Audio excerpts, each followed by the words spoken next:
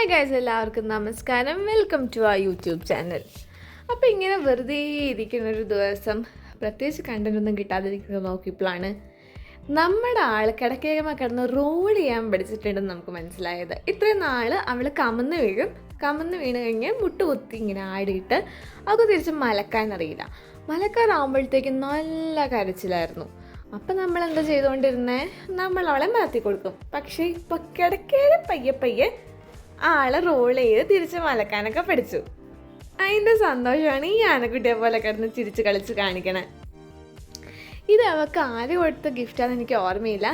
പക്ഷേ ഈ ഡ്രസ്സ് ഇട്ട് അവൾക്ക് ഭയങ്കര ഇഷ്ടമായി. ഈ ഡ്രസ്സ് അതിട്ട് കഴിയുമ്പോഴത്തേക്കും ഭയങ്കര ഒരു പ്രത്യേക സന്തോഷമാണ് അവൾക്ക്. അവളും ശരിക്കും ഒരു ആനക്കുട്ടിയെ പോലെ ഇരിക്കും ഈ ഡ്രസ്സ് ഇട്ട് കഴിയുമ്പോഴത്തേക്കും.